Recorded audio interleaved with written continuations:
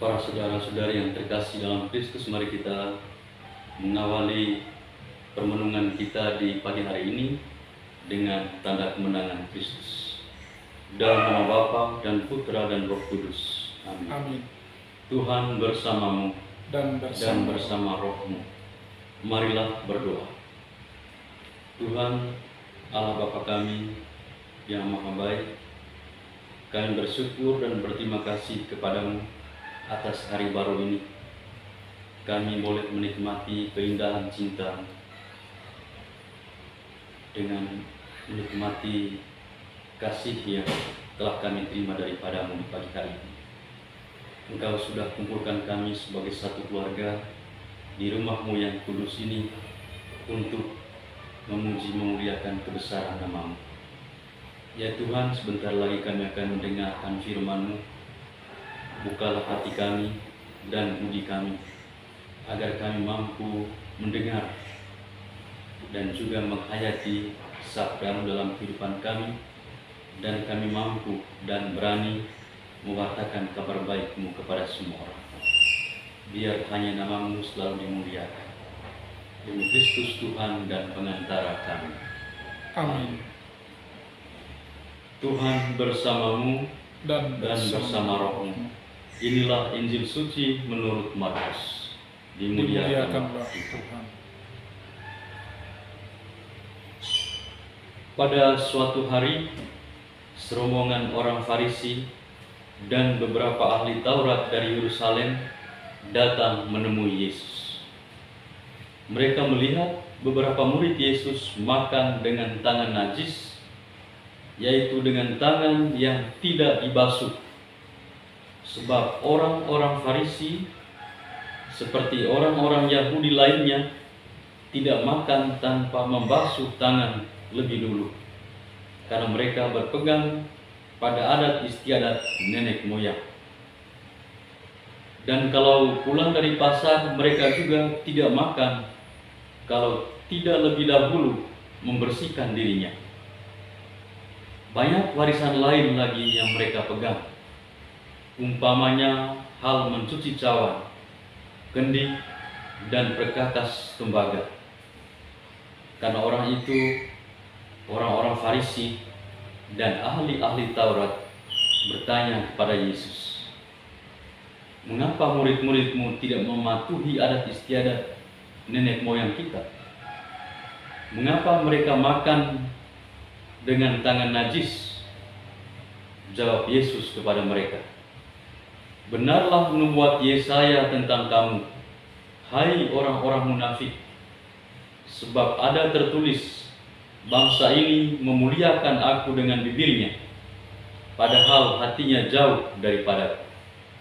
Percuma mereka beribadat kepadaku, sebab ajaran yang mereka ajarkan ialah perintah manusia. Perintah Allah kamu abaikan untuk berpegang pada adat istiadat manusia."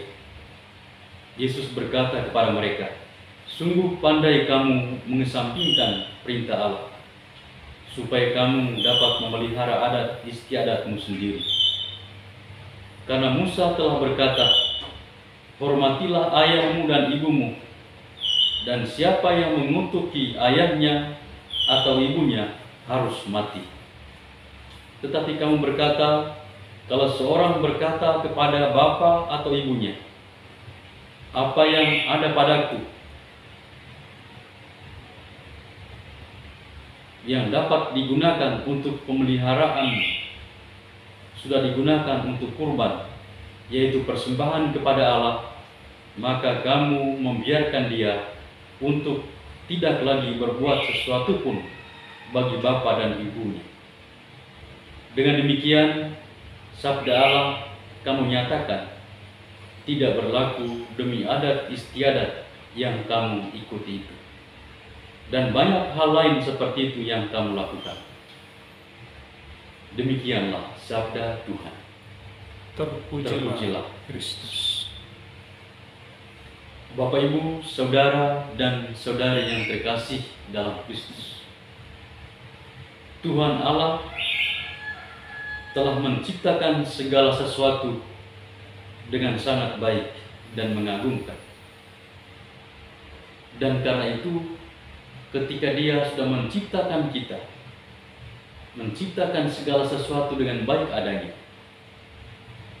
itu berarti kita yang adalah ciptaannya harus taat kepada Dia yang adalah sumber ciptaan.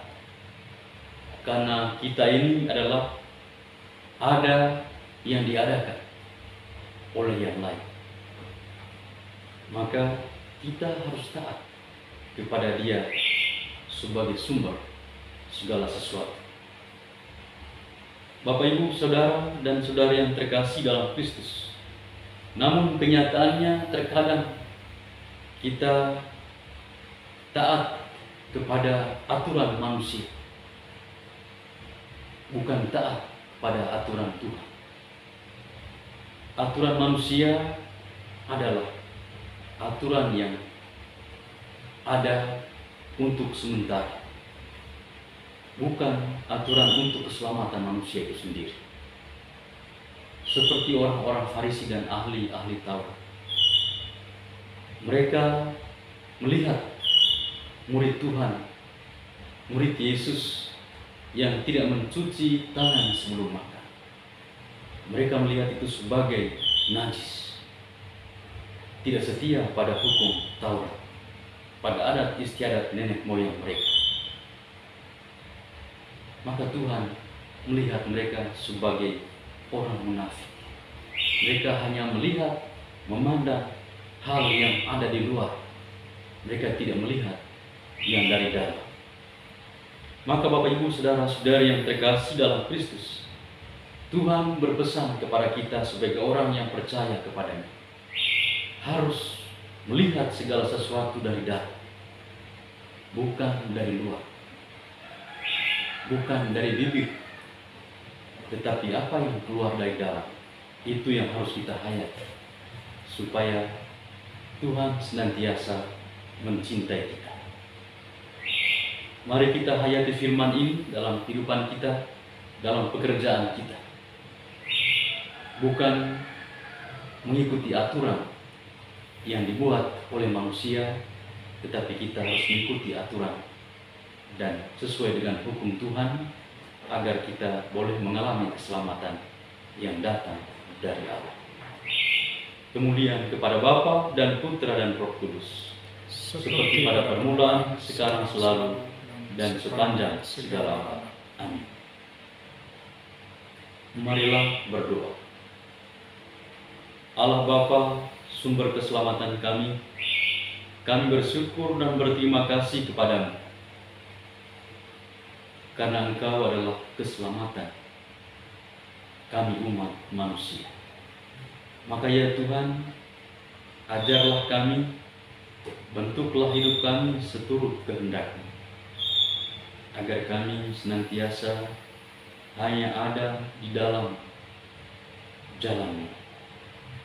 Maka kami, anak-anak-Mu yang sudah keluar dari jalan-Mu, senantiasa Engkau tarik kembali.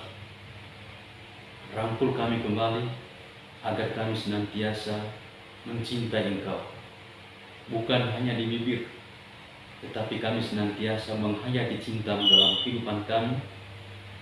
Biarlah kami ini senantiasa mencintai-Mu dengan sepenuh hati kami. Jadikanlah kami penyalur sabda-Mu, agar kami senantiasa merangkul banyak orang, merangkul banyak jiwa untuk menikmati cinta yang datang daripada-Mu. Demi Kristus Tuhan dan pengantara kami. Amin. Tuhan bersamamu dan bersama roh-Mu. Kita sekalian senantiasa dilindungi, dibimbing, dan diberkati oleh Allah yang Maha Kuasa, Bapa, Putra, dan Roh Kudus. Amin.